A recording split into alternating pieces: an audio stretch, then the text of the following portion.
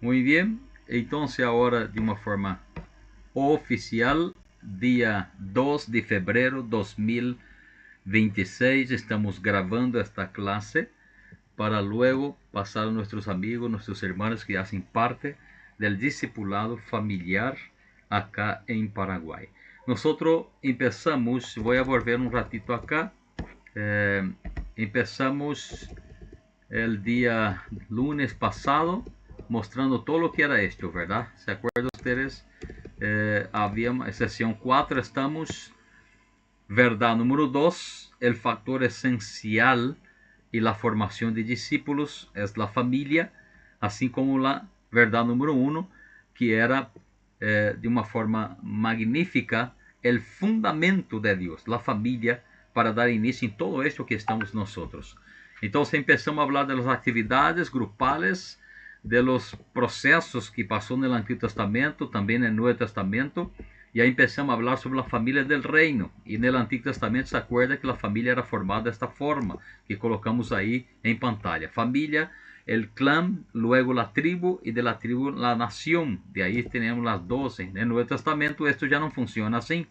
En el Nuevo Testamento nosotros tenemos aquellos que hacen parte del proceso de Cristo, de la voluntad de Dios, ya hace parte de la familia cristiana en toda parte. Así como nosotros acabamos de tratar a nuestro amigo Pastor Daniel, que es de otra nacionalidad, pero es de la familia cristiana, ya hace parte del cuerpo de Cristo. Entonces ahora una persona que está en Cristo ya tiene una familia grande, gigantesca para ser parte. Luego vienen aquellos agregados, y ahí hablamos de la familia espiritual, donde vamos a entrar nosotros na edificación del reino, que hay familiares que tienen personas en la casa que no son cristianos, pero que los cristianos con su ejemplo de vida va a procurar hacer discípulos. Y ahí paramos nosotros exactamente donde está página número 5, para los que están acompañando ahí con material en manos, página de número 5, la letra número, la letra C número 1, la introducción ahí. Nosotros vamos a hablar ahora sobre haciendo discípulos. Primero dijimos que antes la familia era un clan, tribu y llegaba a ser nación, como Israel, por ejemplo. Ahora, desde el individualismo, ya del individual, pasa a ser parte de la familia de Dios. Entonces en el material usted encuentra que la familia es poderosa, es el entorno primario que Dios crea específicamente. ¿Para qué? Para formar discípulos. Cuando Dios llama a Abraham, desde el capítulo 12 de Génesis para adelante, vas a encontrar Dios llamando a un hombre para que a través de su familia pudiera él hacer la diferencia en todas las otras familias de la tierra, hasta llegar a nosotros. Somos por fe hijos de Abraham también. Entonces la familia está dotada de factores específicos. ¿Y cuáles son esos factores específicos que podemos tener de forma efectiva en el discipulado? Las relaciones, está en tu material, las proximidades y los momentos de enseñanza. ¿Y dónde se da más fácil esto? En el contexto familiar, en las relaciones que tenemos con los hijos, con el matrimonio, donde podemos tener condiciones de proximidad para hablar de los temas. Y luego los momentos de enseñanza, na hora del tereré, en el almuerzo, en el desayuno, no importa. Hay facilidad para hablar y enseñar a través de las Sagradas Escrituras. Esto es el trabajo que nosotros tenemos que hacer en el hogar. O sea, aprendemos en la iglesia, tenemos formación en la iglesia y luego tenemos que seguir extendiendo esto en nuestra casa, si no las cosas pasan. Un ejemplo grande es cuando usted pregunta a un obrero o un hermano común y corriente lo que fue predicado el domingo. En el día miércoles te pregunta, en el otro culto dice, ¿se acuerda que predicó pastor fulano de tal? Se dice, wow, fue una maravilla. ¿Y dónde leyó en la Biblia? La mayoría ni siquiera recuerda dónde fue leído en la Biblia. En la Sagrada Escritura el mensaje fue entregado al pueblo. ¿Qué significa esto? Que a la vez nosotros desde el púlpito, gritando, escuchando de lejos, no tenemos condiciones de formación. Y nosotros hablamos en otra aula que necesitamos cada día ser informados a través del Espíritu Santo y la Sagrada Escritura. Una vez que nosotros somos informados, viene en nuestra vida la formación, vale la redundancia de la palabra.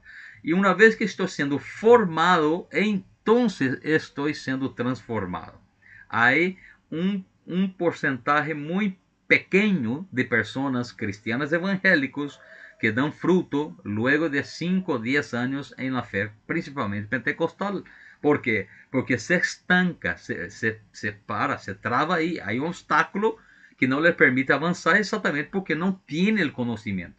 Otros no tienen voluntad, podemos decir, pero los que son de Cristo no pueden de ninguna manera servir al Señor sin sentir ese deseo de moverse, de hacer algo para Cristo.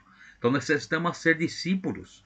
¿Y cómo hacemos discípulos? Cuando nos tenemos facilidad para las relaciones. Una persona que está a 10 años viviendo en un determinado lugar, en una calle, y ni siquiera conoce el nombre del vecino, te va a tener mucha dificultad para hacer discípulos con los vecinos. ¿Por qué? Porque necesitamos tener buenas relaciones. Luego el material nos lleva a tener proximidad. Un saludo a la mañana es mejor do que estar gritando o postando un versículo bíblico en las redes sociales. Si usted dice buen día, buenas tardes, ¿qué tal? Buenas noches, ¿cómo pasaste? Ese tipo de proximidad nos da la oportunidad para que luego podamos enseñar el Evangelio o las enseñanzas de la Sagrada Escritura. En la sesión número 7 vamos a repetir esto con detalles, por eso vamos saltando un poquito. Nosotros estamos en la sesión número 4 apenas. Entonces la familia, queridos, contribuye de manera significativa al discipulado. La familia. Tanto es que nosotros tenemos dificultad a la vez en algunas congregaciones porque la misma familia pastoral no da el debido ejemplo.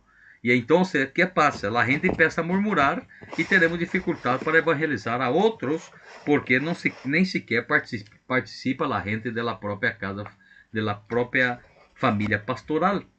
Y este es otro problema con una dificultad muy grande. Entonces, vamos para un desarrollo de la fe. Tenemos que hacer discípulos, ya sabemos de esto, pero vamos para un desarrollo de la fe porque é exatamente o que está em pantalla. Quando hacemos discípulos é igual edificar o reino de Deus. De los cielos viene el mensaje, en la tierra se distribuye y nosotros empezamos a establecer el reino de Dios en la tierra. Tu casa, tu hogar tiene que ser un pedacito del cielo. Necesitamos tener esa dinámica. No hay, como siempre estamos diciendo, familia perfecta, no hay matrimonio perfecto, pero sim há possibilidade de estarmos gozosos em casa. Venir el marido a la tarde después del trabajo para descansar, para tener un ambiente de paz, no un ambiente que de una dificultad tan grande que conocemos la historita, donde la persona colocó diciendo que esta casa pertenece a Dios. Pero como había tantas peleas allá y tantos problemas, el vecino vino un día y puso un cartel diciendo, pero está alquilado por el demonio. Havia tanta confusão porque não parecia creyente que estava aí.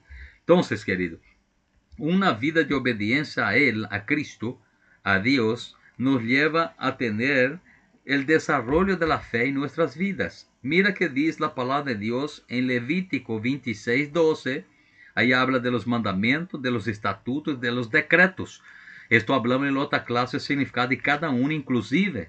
Que quando temos uma vida de obediência a Deus em seus mandamentos, em seus estatutos, em seus decretos, automaticamente há possibilidade de crescer como família em todos os sentidos. Pero ultimamente nós vemos muita gente crescendo assim de lado nomás. Já não há possibilidade de subir, então você vai crescendo de lado nomás. E isto não está bem. Necessitamos poner as coisas em ordem. Então, o discipulado, o ênfase do discipulado es crecer y parecerse más a Cristo. Esto es el significado del discipulado. Es tener crecimiento espiritual de tal forma que nosotros vamos nos parecendo más a Cristo. Y cuando nos parecemos más a Cristo, vamos crecer en la forma, que es el proceso, y luego la forma significa el fruto de la madurez. Una persona que pasa por un proceso, ele tem crescimento em Cristo. Uma vez que crescemos em Cristo, começamos a dar frutos. E por que damos frutos? porque ya somos personas maduros, ya sabemos bien lo que tenemos que hacer, ya no estamos peleando por cualquier cosa.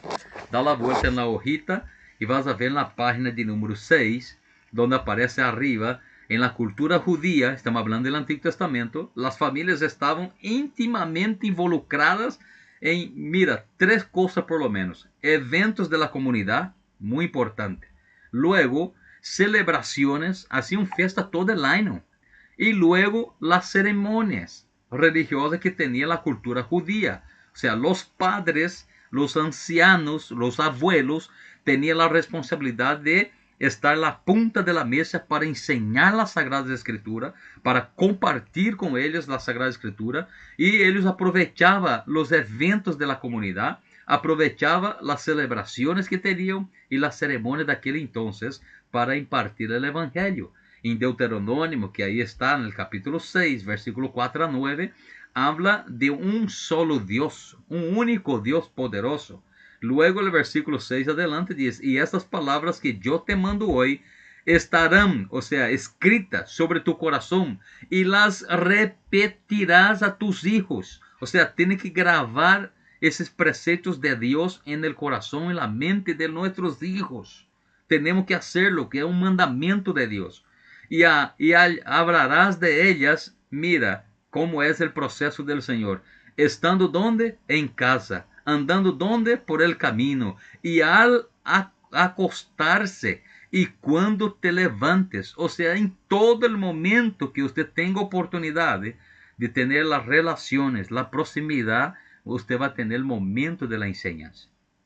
Toda la vez que usted tenga relaciones buenas, afectivas dentro de casa, entonces va a dar el momento de la enseñanza. ¿Por qué? Porque hay una proximidad, Y las expresiones que nosotros acabamos de leer en Deuteronômio capítulo 6, versículos de 4 a 9, deja claro que el Señor orienta a los israelitas diciendo: habla de la palabra, habla de mí, habla de mis hechos, habla de mis mandamientos, habla de mis decretos, donde por el camino, a donde en la casa, por el camino, al acostarse, al levantarse, en todo el tiempo divulga, habla de la palabra.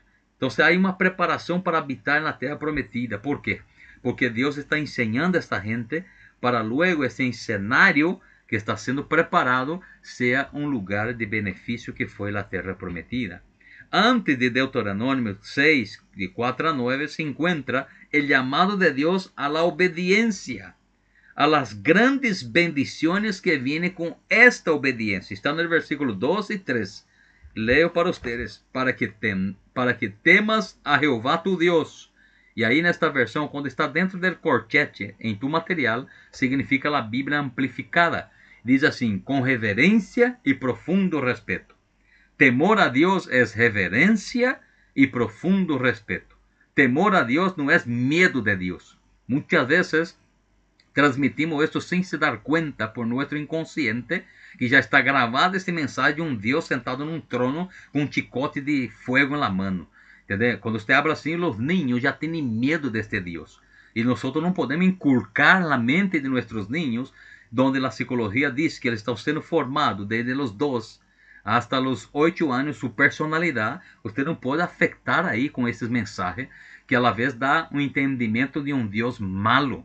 Incluso hay personas que dividen el Antiguo y el Nuevo Testamento. En el Antiguo Testamento está el Dios malo y en el Nuevo el Dios bueno. No existe esto. Dios siempre fue bueno y maravilloso. Dios solo necesita ser reverenciado y necesita ser respetado. No hace falta que la familia, que el papá, que la mamá inculquen en la cabeza de sus hijos que sirve un Dios malo. Para nada. Nuestro Dios es tan bueno que usted y yo estamos aquí hoy aún por su gracia y su misericordia. Pablo llegó a decir, siendo el apóstol Pablo, de los tales, estaba hablando de los malitos, yo soy el primero, y Dios ha sido bueno conmigo, y fue bueno con ellos hasta la muerte y separación de este mundo para el otro. Entonces el versículo sigue diciendo: hay que temer a Dios, guardar, o sea, cumplir sus estatutos, sus mandamientos, que hoy yo te ordeno, te mando, tú, tu hijo y el hijo de tu hijo, todos los días de tu vida, para que tus días sean prolongados. prolongados. Eso decía el pastor Daniel, que ellos tienen experiencia allá en Malasia, que toda la gente, que los padres, pastores, que empezaron a hacer ese trabajo a más de 25 años, sintieron tener una calidad de vida mejorada. E incluso en su vida particular, en el cuerpito, empezaron a vivir mejor por obedecer los mandamientos y por vivir en paz en la casa. Queridos hermanos, la mayoría de las enfermedades somáticas que vienen en el cuerpo, problemas en el cuerpo, viene de las cuestiones de la mentalidad y de las emociones del corazoncito. Entonces tenemos que cuidarnos. Y la palabra de Dios termina dejando claro que él llama la atención de Israel diciendo: oye pues, oh Israel, y cuida de ponerlos por obra para que te vaya bien en la tierra que fluye leche y miel. Había una orientación, había un llamado a la obediencia antes de hacer las promesas que están en los versículos de 4 a 9. Antes, Dios le ordena a ellos que tendría que enseñar a sus hijos, que tenían que obedecer a Dios, amar a Dios, respetar a Dios, reverenciar a Dios, para luego disfrutar de las bendiciones de Dios. ¿Qué hacemos nosotros? Queremos llegar en el culto y que alguien de una forma mágica nos bendiga del púlpito para que luego nosotros podamos disfrutar en familia lo que nosotros no vivimos en la realidad de la palabra. ¿Entiendes? Por eso muchas familias tienen dificultad a pesar de estar 10 años en la iglesia. Pero no puede vivir una cosa, no puede en la realidad establecer Dios una cosa que de ninguna manera ellos viven la espiritualidad. No se puede. Entonces, ahí dice claramente: mientras hablaba a su pueblo sobre cómo debían vivir en comunidad, siguiendo, y ahí viene, mandamientos, decretos, estatutos. Los mandamientos son las leyes divinas, hablamos otro día. Los decretos son las normas que Dios fue estableciendo en el camino. Y los estatutos son las enseñanzas de cómo hacer las cosas. Entonces el hogar es el medio fundamental a través de la cual la fe se transmite de los padres a los hijos, en el hogar.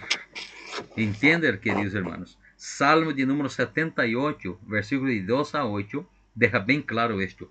En el hogar es el medio fundamental, principal, a través de la cual la fe se transmite de los padres a los hijos. En el hogar.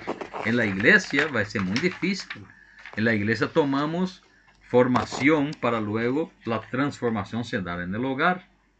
En la página de número 7, deja bien claro, sigue hablando, el tema nuestro es que la familia es el factor esencial en la formación de discípulos, la familia. Acá deja bien claro lo que vamos a cambiar, ¿verdad? Ahí en la pantallita, deja bien claro lo que estamos hablando nosotros. En el versículo ahí del Salmo: abriré mi boca en proverbios para instruir, usando ejemplos. Abriré mi boca en proverbios, está diciendo, en palabras de instrucción. Hablaré cosas escondidas desde los tiempos antiguos, o sea, que contiene verdades importantes, las cuales hemos oído y entendido, que nuestros padres nos las contaron. Mira, y el salmista sigue diciendo: ¿qué nos contó? Nos contó que Dios es único, que el Señor es poderoso, que el Señor es misericordioso, que el Señor es amoroso, que el Señor nos libró de las manos de Satanás, nos libró de la perdición, de la oscuridad, del mal, del Egipto, del mundo, que el Señor va enseñando a los hijos, sus hijos a sus hijos, y va formando una familia práctica para ser discipulado. Pero cuando no hablamos de esos temas en casa, entonces ahí ese nenito, esa señora y esa muchachita que son los creyentes no logra alcanzar y ella tiene que lograr alcanzar a y a todos, hasta la chiquita que está ahí en el brazo de la mamá, como estamos mostrando en la pantalla, ¿verdad? Si es posible, hasta su perro tiene que alcanzarle, ¿verdad? ¿Por qué? Porque todo en la casa es santo, tiene que ser parte de lo que son separados para el propósito de Dios. Tanto los pasajes de Deuteronomio capítulo 6 cuanto el Salmo 78, que va a enfatizar que la familia es el vínculo primario para el desarrollo de la fe cristiana. La familia, no es la iglesia. Vuelvo a decir, siempre vamos a estar recordándoles. En la iglesia, en el templo, nosotros nos reunimos para comunión, para aprender con el otro, para recibir la enseñanza. Luego, en casa, en la calle, en el trabajo, nosotros colocamos en práctica lo enseñado. ¿Y cómo vamos a poner en práctica? Cuando lo practicamos en casa, cuando lo hacemos de verdad en casa. Hay muchas familias, incluso pastorales, que ni siquiera una oración ya se hace en casa. No se tienen los encuentros como antes, que nosotros llamábamos los cultos caseros, que hoy era el devocional que hacemos, que nosotros leemos aunque sea un versículo bíblico, aclaramos ese versículo bíblico, después oramos por todos los que están en la casa, y después alrededor de la casa, y después alcanzamos la iglesia del Señor, y así va.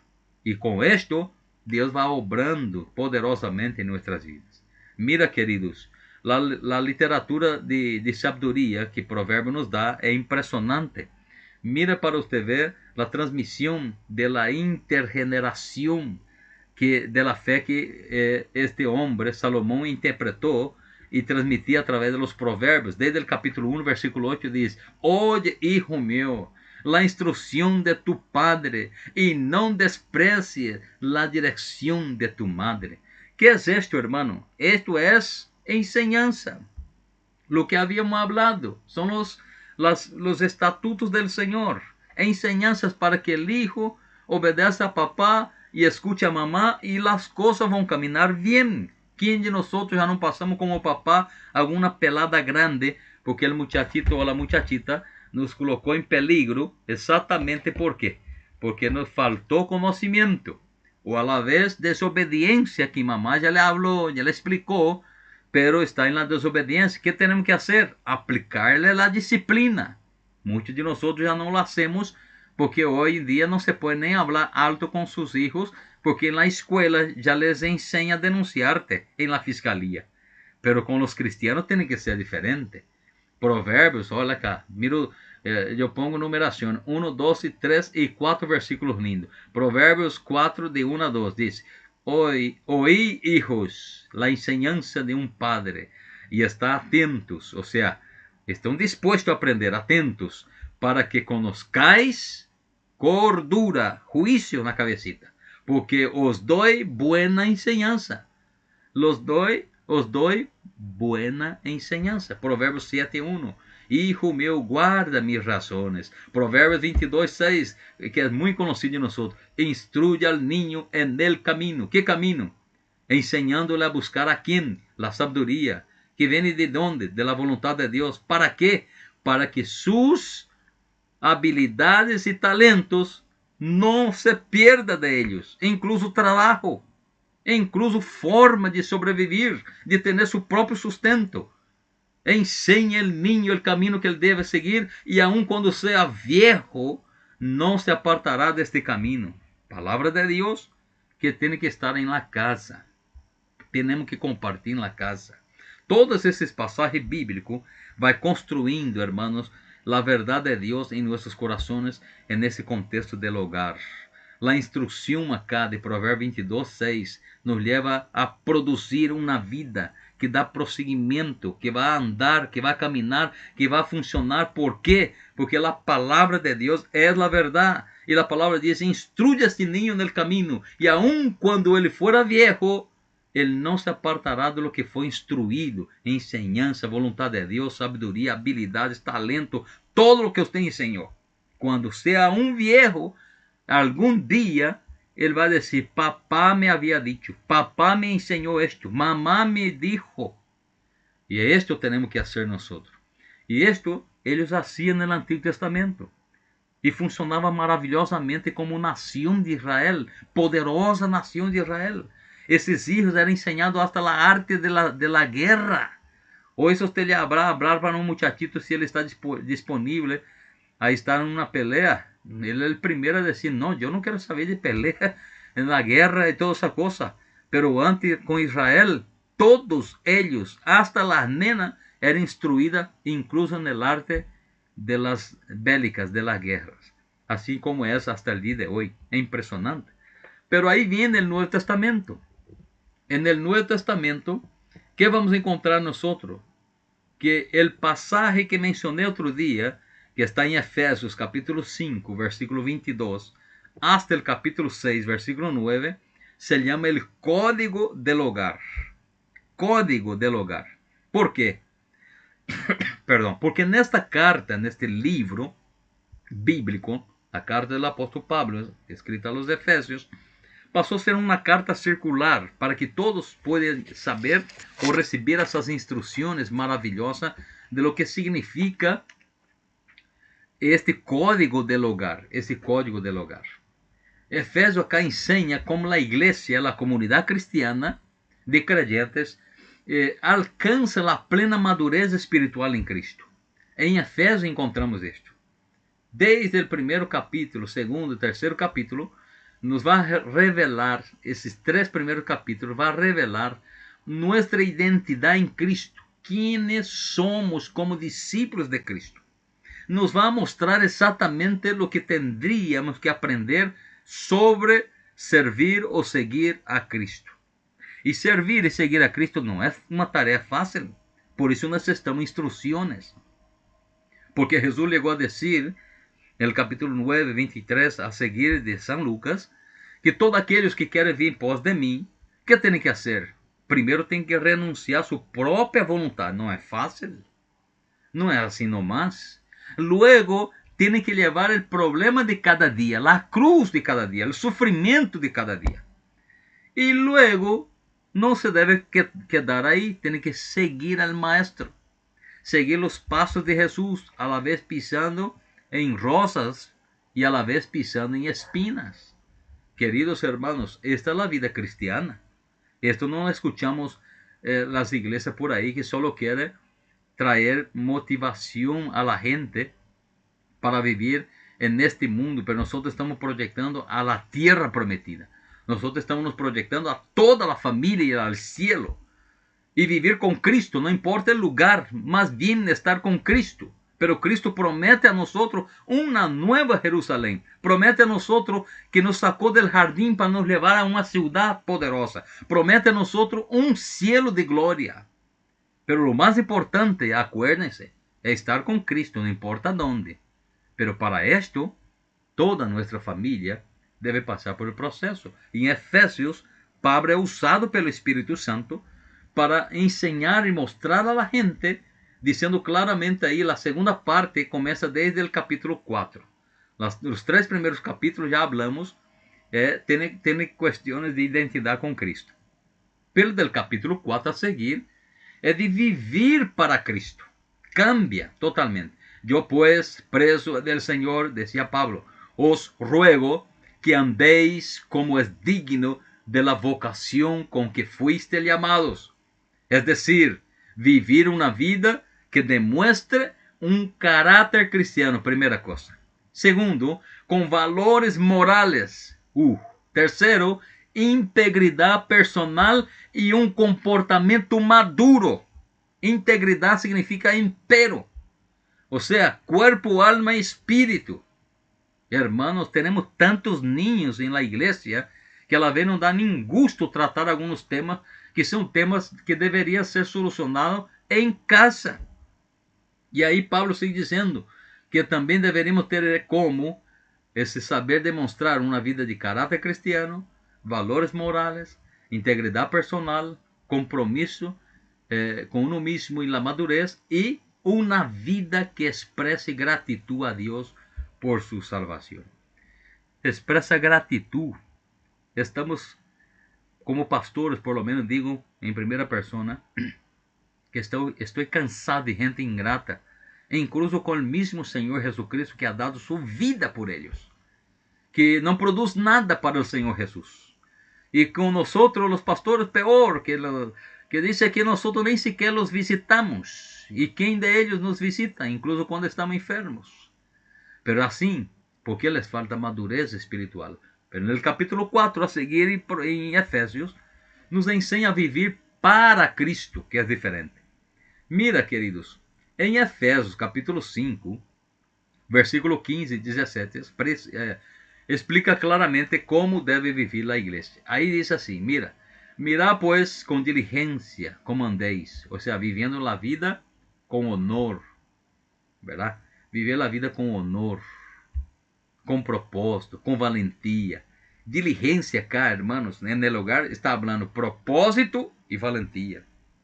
Cuando dice diligencia en el hogar, que en tu hogar tiene que tener un propósito de ese papá, de esta mamá. Que en tu hogar tiene que tener valentía, no valentones. Valentía, aquele que tiene valor para descubrir lo que está mal e intentarlo consertar. Valor para mirarse en el espejo y decir, yo soy el problema acá, tengo que pedir disculpa. Valor para decir, nosotros necesitamos volver a los primeros rudimentos de la fe, necesitamos aprender otra vez. Y esto se llama discipulado familiar. Y tenemos que hacerlo. Yo estoy haciendo en mi casa, con mis hijos, con nosotros como matrimonio. Y ahí la Biblia sigue diciendo, versículo 16 del capítulo 5 de Efesios. Aprovechando bien el tiempo en la tierra. Aprovechando bien el tiempo en la tierra. Y aprovechando cada oportunidad de usar la sabiduría y la diligencia. Hablamos que la diligencia en el hogar es propósito y valentía. Ahora, sábios. Sábios significa sensatos, queridos. Sábios significa inteligentes, que va a usar el coco, no el brazo. Sábio significa raciocínio, que vai usar su cerebro, su mentalidade inteligente, sua emoção inteligente, su capacidade de solucionar problemas. Porque Pablo termina o versículo 17 dizendo, portanto, não seais insensatos, sino entendidos de qual seja a vontade del Senhor. E qual é a vontade del Senhor para com a família? Que todos nós nos salvamos, que todos nosotros servimos a Él, que todos nosotros podemos dar frutos, que todos nosotros debemos ser obedientes, diligentes, sabios. Y en este capítulo 5, del versículo 18 al 21, ¿qué vamos a encontrar acá? Pablo describe las características de un discípulo de Cristo. Mira, no os embriaguéis con vino, en lo cual hay disolución, o sea, corrupción, estupidez. No nos embriaguemos. Era uma canção da época esto, não sei se sabem ustedes, pero Pablo escribe a canção da época como texto bíblico que está reflejado em Provérbios capítulo 20, versículo 1. Está reflejado esto de Efesios no capítulo 23 e 31 de Provérbios, se você quer ler depois. Deja bem claro, para que seamos llenos del Espírito e el Espírito Santo. E o versículo 19, hablando entre vosotros con salmos, con hinos, con cánticos espirituales, oferecendo alabanza a Dios. Um dia uma pessoa me falou acá, pastor, sabe, é nossa forma cultural e quando nos encontramos temos que falar de alguém para nos sentir contentos, para sentirnos felizes. E eu falei para a irmã, porque é uma irmã, isto não é de Deus, porque os santos, aqueles que vivem com inteligência, com sabedoria, com diligência, eles quando se encontram, diz a palavra, que eles não vivem corrompidos com a embriaguez de dissoluções, de corrupções, de estupideces. Quando eles se reúnem, eles hablam de salmos, eles cantam a alabança ao Senhor. E aí termina os versículos dizendo, andando sempre dando graças a Deus, el Padre, por nosso Senhor Jesucristo. Someteos uns a outros. Não tem dificuldade de someter uns aos outros quando andamos conforme a vontade de Deus, com diligência, com inteligência, com sabedoria. Ou seja, estamos ensinando todito como ser discípulo de Cristo, como viver para Cristo e como ensinar a outros a hacer lo mismo. Aí, Pablo acá muestra para nós, no versículo 19 del capítulo 5, estamos de Efésios, uma vida llena de alabança a Deus, ou seja, adoração, um estilo de vida, adoração. Quando alguém te perguntar o que é adoração, responda-lhe, um estilo de vida, uma forma de viver que quando se encontra para falar de salmos, para cantar hinos, para dar testemunho da fé em Cristo. Isto é adoração. Versículo 20 habla de uma vida experimentada, uma vida agradecida.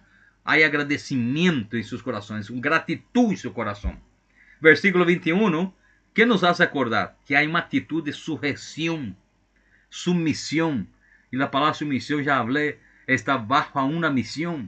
Nadie tiene problema de estar bajo una misión cuando principalmente es dada por Dios, por su sagrada escritura y por un santo varón del Señor que nos dirige. No tengo problema de estar sumiso a la dirección de alguien que está siendo dirigida por el Espíritu Santo, porque sumisión significa estar bajo a una misión. Queridos, hablar de carácter cristiano significa fruto del Espíritu. Gálatas capítulo 5, versículo 22 23, conocemos. Hablar de valores morales es hablar de la verdad, de la justicia, de la libertad, del respeto, de la humanidad mismo, donde nosotros nos formamos con honestidad y con responsabilidad. Hablar de integridad es hablar de ser completo, íntegro, inteiro significa. Hay rectitud, hay pureza, hay honradez en la vida de esta persona, porque es eso que Pablo está pidiendo acá en la palabra. Y cuando él termina diciendo que debemos tener gratitud, esto es un reconocimiento, es un sentimiento de aprecio por aquel que ha hecho algo por nosotros. ¿Y que Jesús ha hecho por ti? Ha salvado tu vida. Esto significa que es el reflejo de la fortaleza de la fe. Nos ayuda, queridos, a evitar la idolatría, el orgullo cuando somos agradecidos. Cuando la persona no es agradecida é porque ele é orgulhoso. Ele pensa que conseguiu por seus próprios méritos. Pero há uma multitud de gente orando por ti e por mim. Por isso estamos. Nos hace mais felizes quando somos agradecidos. Nos pone à disposição das coisas espirituais. Nos ajuda a renovar nossa fé quando somos agradecidos. Pero hasta esto falta em meio da cristandade. E por lo tanto necessitamos aprender de vuelta en el discipulado familiar sobre el tema. Se va a terminar nuestra hora, pero mira la página número 9.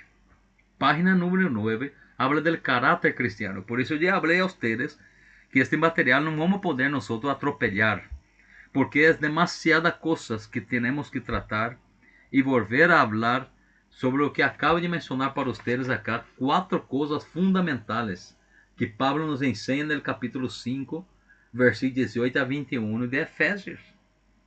Aí nos habla de caráter cristiano, de valores morales, nos habla de integridade e nos habla de gratitud. E quando miramos esto, vamos tendo cada um de ellos à disposição em el material. Primeiro, caráter cristiano. Mira na página número 9. ¿Qué dice aí? El llamado a la sujeción, unión con que algo está sujeto de modo que não puede separarse.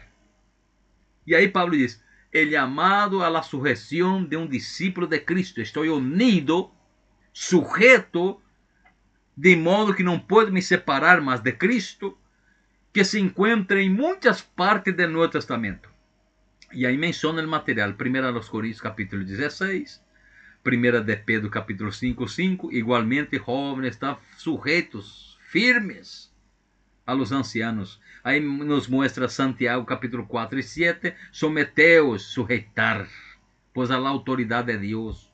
Aí está Filipenses capítulo 2, versículo 3 e 4, e vai aparecendo muitíssimos versículos bíblicos que nos habla del caráter cristiano. E no caráter cristiano necessitamos aprender sobre a sujeção. Se uno não aprendeu a ser sujeto, hermanos, não vai poder em nenhuma condição de chegar a ser discípulo de Deus, discípulo de Cristo, para ajudar na igreja, como está aí no mensaje. O hogar é um encontro vital para isso. De formar pessoas, como estou falando com vocês hoje, como se fosse uma mesa redonda. Uma vida que não está llena del Espírito, aí está em tu hojita. Uma vida que não está llena del Espírito se centra em la autopreservação, ou seja, buscando estar por encima de los demás, empurrando a los outros, vivem uma vida de envidia, porque não suporta a felicidade do outro. Em cambio, a Bíblia diz que uma pessoa llena del Espírito Santo está dispuesta a ponerse al servicio de los demás. ¿Por qué? Porque hay consideración, hay agradecimiento, hay servicio, hay sumisión, está bajo una misión. Es una persona sumisa, sin ningún problema, considerando que los intereses de los demás son más importantes que los de él. Entonces él dice, yo tengo un placer en servir a la comunidad de Cristo. En el Antiguo Testamento estamos hablando del desarrollo de la fe. Ahí apareció. En la cultura judía tenía un plan para la familia, ¿verdad? Y ahí en el Nuevo Testamento es el código del hogar que estamos nosotros. Es el desarrollo de la fe.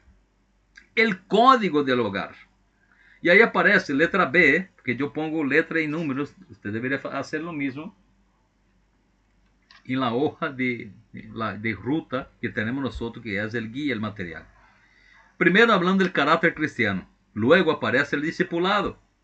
O sea, los rasgos que va a aparecer ahora acá, 1 y 2 mencionados anteriormente. Efesios capítulo 5, versículo 21.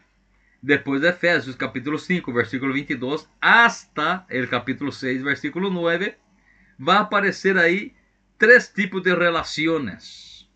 Y nosotros vamos a mirar ahora. Primero, Efesios 5, 22 al 33, marido y mujer.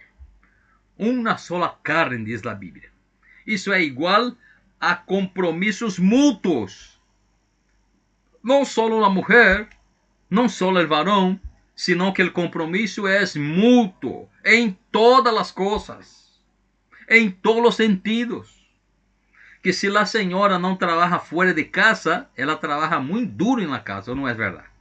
Que el marido que cuando llega puede ayudar en algo, en la educación de los hijos, en acompañar al muchachito, en la enseñanza en la casa, en el ejemplo que se da, en el demostrar el amor, en el demostrar el cariño a mamá, mamá al papá. Entonces hay una sola carne, compromisos mutuos. Y acá está ahí dentro del código del hogar. Un relacionamiento entre marido y mujer tiene que ser un ejemplo para la familia. Segundo aparece capítulo 6, versículo 1 a 4. Relacionamiento entre padre e hijo.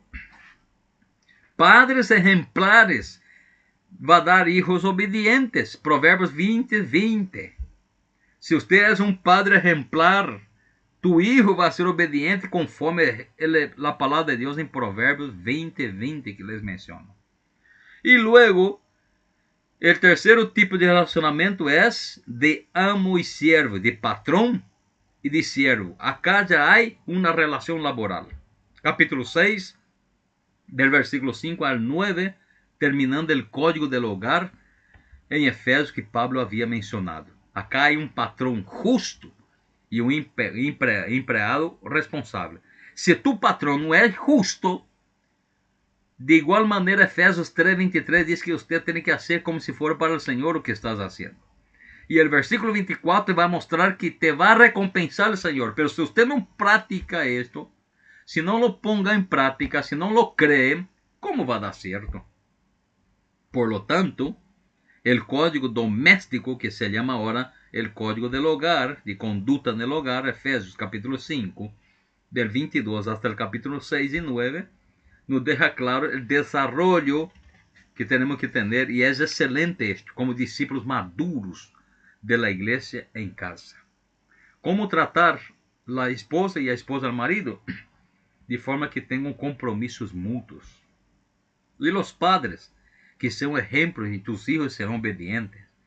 Y los patrones con empleado, si el patrón es justo, es claro que el empleado va a ser responsable. Entonces la formación de discípulos dentro de la familia, que se mencionó anteriormente, tiene lugar en 2 entornos: en la iglesia con la enseñanza y en la casa con la práctica. Ahí aparece página de número 10, exactamente hablando de esto. En la iglesia, hacedores de discípulos para equipar a los miembros. Y en el hogar, miembros que viven una vida de discipulado, de discípulos. Hacedores de discípulos con la forma de equiparles en la iglesia, de mostrarles el camino. En cuanto que en el hogar somos los miembros, las personas, papá, mamá, hijos, que van a vivir esto en piel y huesos, que van a vivir esto en la práctica como discípulos. E aí aparece uma pergunta em tu material. Como impacta compreender que a família é o ambiente principal para o discipulado, a forma de abordar o desenvolvimento de la fe de nossos líderes e membros dentro da igreja e no hogar? Como impacta compreender isto? Que a família, e eu pongo acá, impacto positivo. Por quê? Líderes honestos, sumisos, espirituais, vai produzir uma igreja fantástica. Padres responsáveis, vai ter hijos obedientes. Esposa educado, vai ter uma mulher que le vai fazer de todo. Muitas vezes não logras, porque não sabes pedir, ou não sabes fazer, não sabes falar. Lo mesmo a senhora, que se você trata com tacto, se você trata com boa palavra, se você trata com uma voz dulce, este homem se vai derretir e se vai fazer as coisas. Pero se você sigue gritando, igual nós a vez hacemos del púlpito, a gente não vai aprender. Se você grita com tus hijos, você está ensinando a tus hijos amanhã a gritar contigo. Se você dialoga com tus hijos, está ensinando a eles que não resolve gritando, senão dialogando. Assim de fácil. A igreja ideal é igual a uma sociedade mejorada. A sociedade depende de nós, porque nós que temos que dar exemplo à sociedade. Assim que você e eu, como igreja, temos que melhorar e melhorar muito. Acá, meus irmãos, aparece o que vamos terminando, pero falta tantas hojas e é tão complicado quando nós temos um material como este e não se pode. Por isso eu dizia a vocês, não podemos atropellar.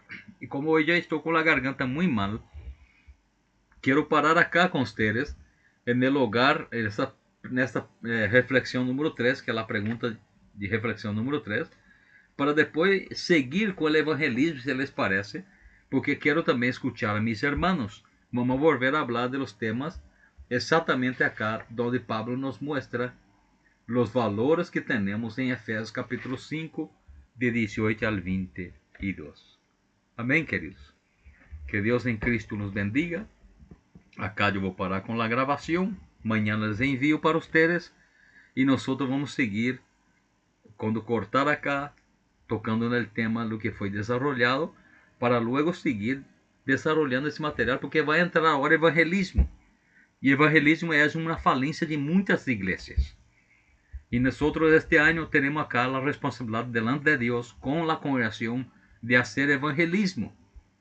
E como lo hacemos, ou como lo vamos fazer, vamos aprender desde esse material como funciona um evangelismo eficaz, que dá frutos e será de grandes bendições. Amém, queridos?